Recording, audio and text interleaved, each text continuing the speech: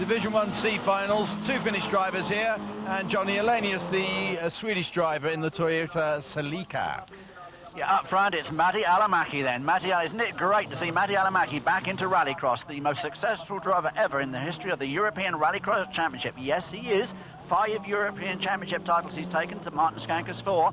And so Matti Alamaki it is, the European champion back in 1985, 87, 88 and 89, and he was the GT champion back in 1981. And he's having a tremendous battle out there with the Swedish driver Johnny Elenius. And Johnny it is who's got the lead now from Matti Alamaki. Nico Lukaroinen completes the trio, just the 3 cars in this C final, but what a great race they're having up front. And the familiar yellow car reminds me there, as Matti goes back into the lead, reminds me of course of the days when Matti was driving the all-conquering 4-wheel drive Porsche by Turbo, which of course was a yellow car back in those days. What a great sight that was, and isn't it great to see him back? But Matti it is then, a one-off drive here in his home country, ahead there of Johnny Elenius.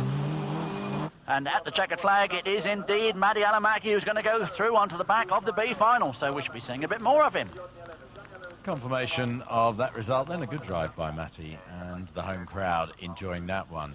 We move on now to the C final for Division 2, featuring Anders Norstedt alongside Suna Andersson, and then Camille Veriken and the VW Golf of Markku Lasku. And Veriken takes an early lead. He does indeed, from Anders Norstedt there in 3rd place, Suna Andersson in 2nd. It's going to be between those 3, I think. The Golf dropping well back already, and Camille Veriken it is.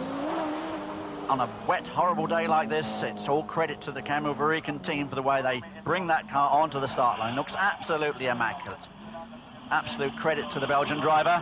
And behind him, a couple of Swedes having a real old ding-dong of the ever-improving Saab, trumping around the outside of Suna Andersson. A marvellous move there from Anders Norstedt, which takes him straight through into the lead. He's gone wide, and I think he may have clipped Veriken in the course of doing all of that.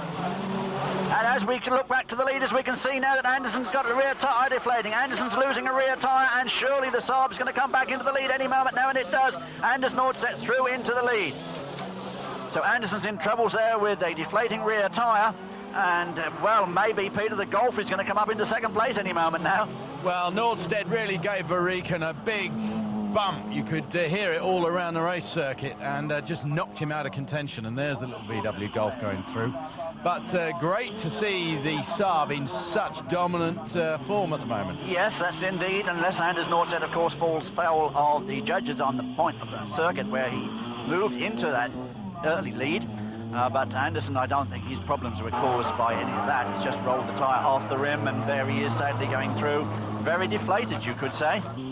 But this man is not going to be deflated if this victory stands good, as Anders Norstedt comes on his way with the immaculate-looking Saab. 3 times European champion in the old Group A category, takes the checkered flag, and Anders Norstedt wins that one.